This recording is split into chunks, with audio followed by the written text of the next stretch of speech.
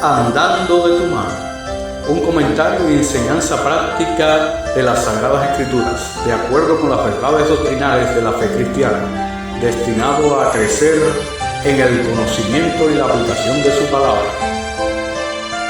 Porque la palabra de Dios es viva y eficaz, y más penetrante que toda espada de dos filos, y que alcanza hasta partir el alma y el espíritu, y las coyunturas y los tuétanos, y que discierne los pensamientos y las intenciones del corazón.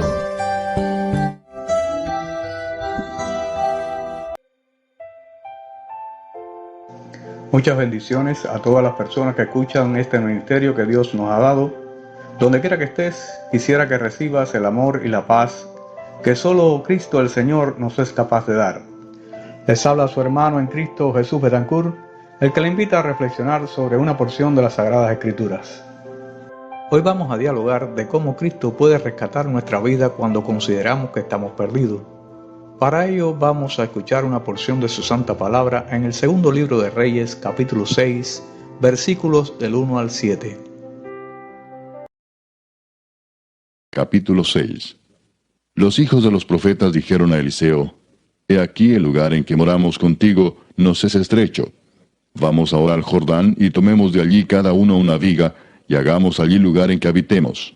Y él dijo: Andad. Y dijo uno: Te rogamos que vengas con tus siervos. Y él respondió: Yo iré. Se fue pues con ellos, y cuando llegaron al Jordán cortaron la madera. Y aconteció que mientras uno derribaba un árbol, se le cayó el hacha en el agua, y gritó diciendo: Ah, Señor mío, era prestada. El varón de Dios preguntó: ¿Dónde cayó? Y él le mostró el lugar. Entonces cortó él un palo, y lo echó allí, e hizo flotar el hierro. Y dijo: Tómalo. Y él extendió la mano, y lo tomó.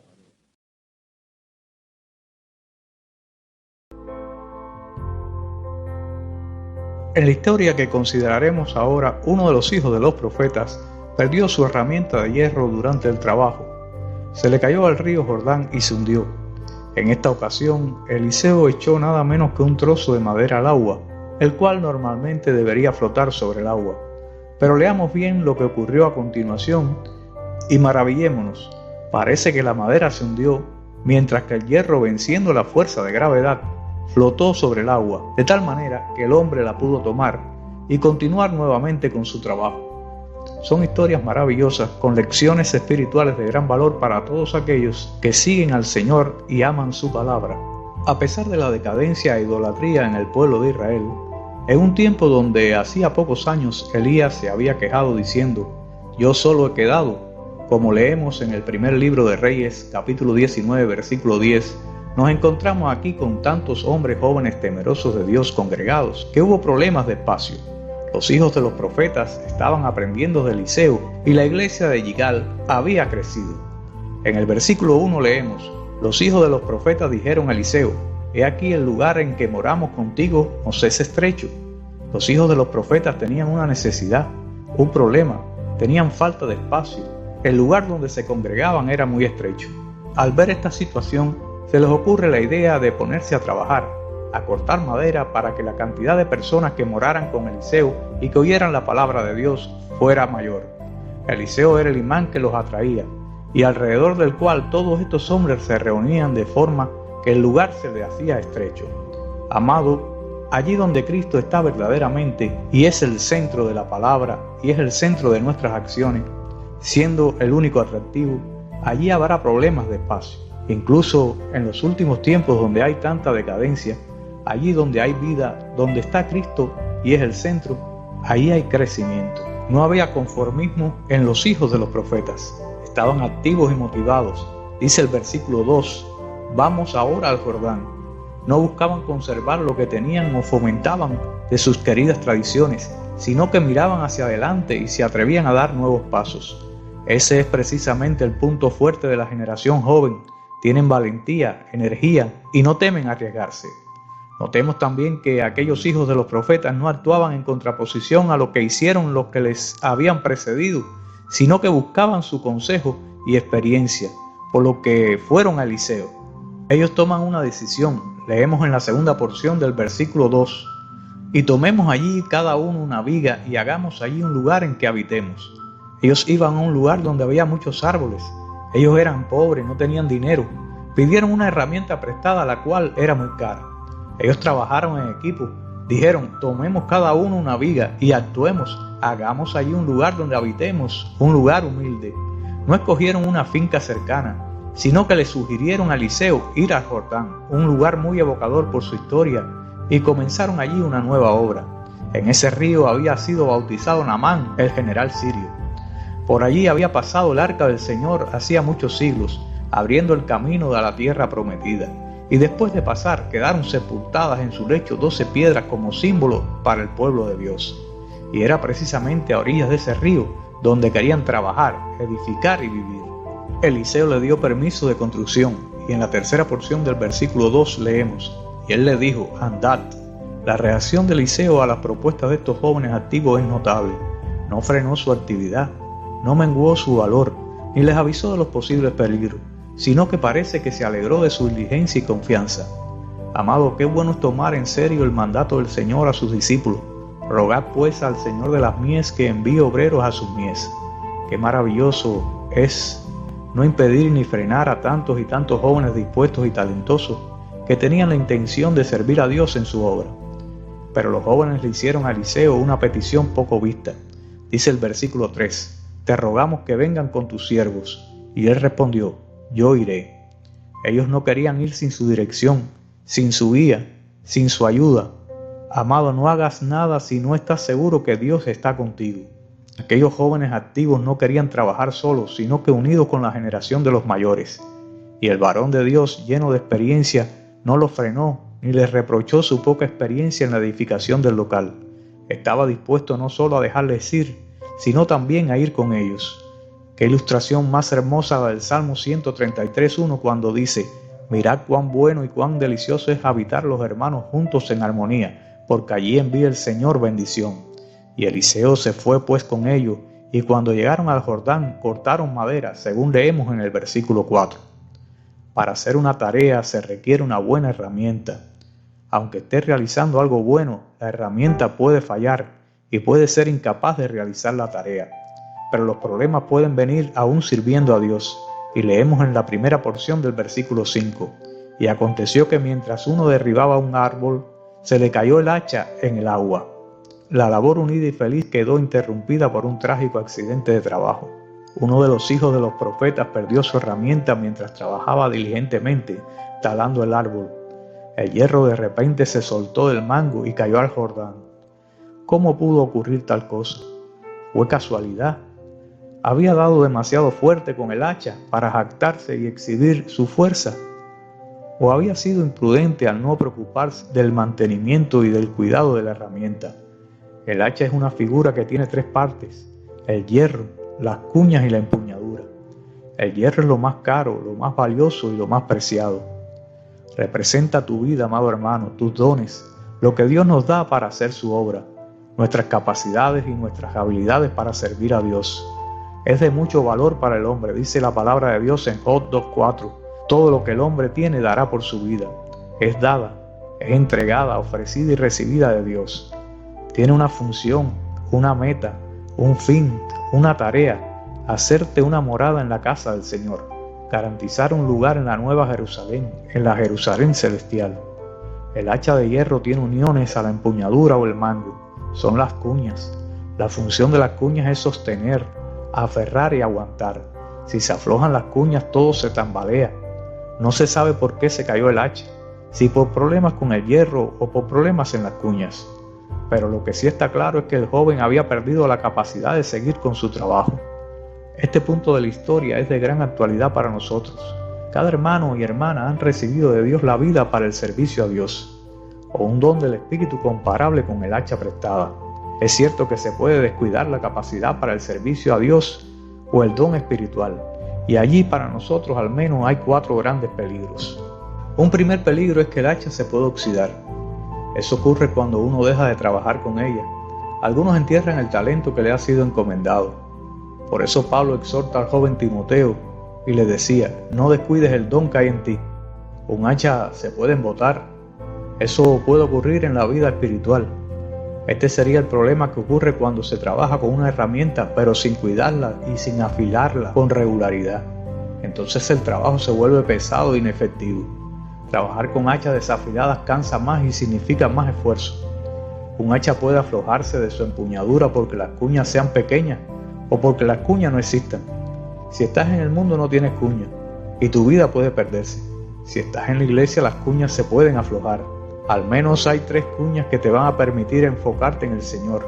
Ellas son la oración, el ayuno y la vigilia. Cuando faltan estas, tu hacha se debilita.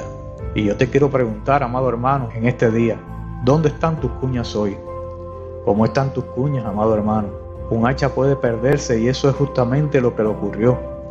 La iglesia está llena de ejemplos de hermanos o hermanas dotados que se hicieron inútiles para el servicio en la obra del Señor por culpa de la imprudencia, de la altivez, del orgullo, de la envidia, de las iras, la confianza en sí mismo y otros pecados morales.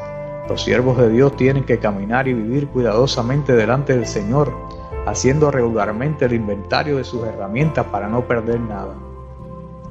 Después que el hacha cayó en el agua, el joven no se mostró indiferente ante lo que Dios le dio, no le echó la culpa a nadie y reaccionó con un grito de angustia. Y dice el versículo 5, que gritó diciendo: «Ah, Señor mío, era prestada». Ese joven no solo llama la atención sobre sí mismo dando voces, sino que sin rodeo explica cuál era el problema y lo que le había pasado. El hacha no era suya, sino prestada. Existían leyes de restitución en Israel. Tendría que devolver el hacha antes de la puesta del sol. Tenía que dar cuentas al dador. Amados, nosotros tenemos que dar cuenta de nuestra vida, la cual fue dada por Dios. Nosotros tenemos que dar cuenta de lo que hemos hecho con ella.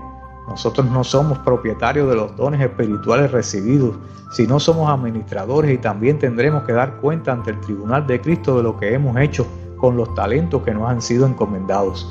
Dice 2 Corintios capítulo 5 versículo 10, porque es necesario que todos nosotros comparezcamos ante el tribunal de Cristo para que cada uno reciba según lo que haya hecho mientras estaba en el cuerpo, sea bueno o sea malo. Cada uno según el don que ha recibido, ministrelo a los otros como buenos administradores de la multiforme gracia de Dios, según se lee en 1 de Pedro 4:10. Después de esa triste confesión, Eliseo no hizo flotar inmediatamente el hierro, sino que le hizo una pregunta concreta al joven: ¿dónde cayó? Y él le mostró el lugar. El joven tuvo que enseñarle exactamente el lugar donde ocurrió el accidente. ¿Qué lección más importante? Las preguntas concretas son importantes para poder hacer el diagnóstico preciso y para poder ofrecer la ayuda. ¿Dónde la perdiste? ¿Cuál es la causa de tu problema? ¿Con qué comenzó tu dificultad? ¿Cuándo y por qué dejaste de orar? Esas preguntas directas son importantes para el afectado para descubrir y reconocer la razón de su pérdida, de su falta de rendición al Señor o de su amor. El joven reaccionó con sinceridad a la pregunta directa de Eliseo. Seguro que fue doloroso para él ir al lugar del accidente, pero no se defendió ni buscó excusa. Le mostró el lugar. Mi pregunta es en este día: ¿estás listo tú, amado, para mostrar el lugar?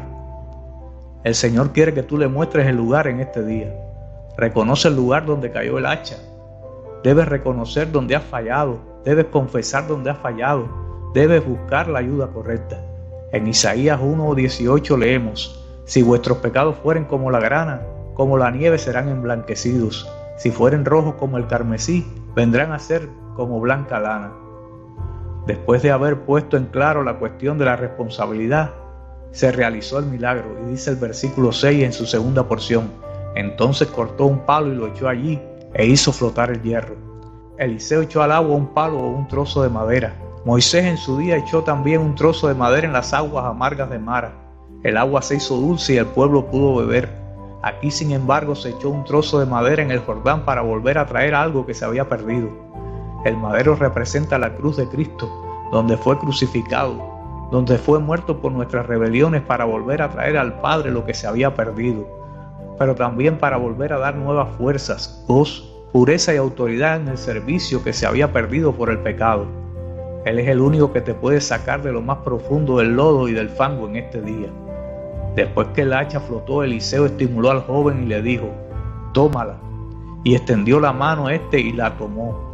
Seguro que el joven sacaría el hacha del agua con un corazón avergonzado y lleno de gratitud, pero seguramente también con una nueva conciencia de responsabilidad por esta valiosa herramienta, muy probablemente jurando no tirarla nunca más a la ligera. Nuestro Dios es un Dios de segunda oportunidades, amado hermano. Recordemos a David, a Elías, a Pedro. Si esto no fuera así, ninguno de nosotros estaría entre los que siguen al Señor. Esta gracia de Dios debería hacernos agradecidos, humildes y modestos para servirle con nueva alegría. Todos en algún momento hemos perdido el hacha, pero debemos ser capaces de tomarla de nuevo con nuestras fuerzas.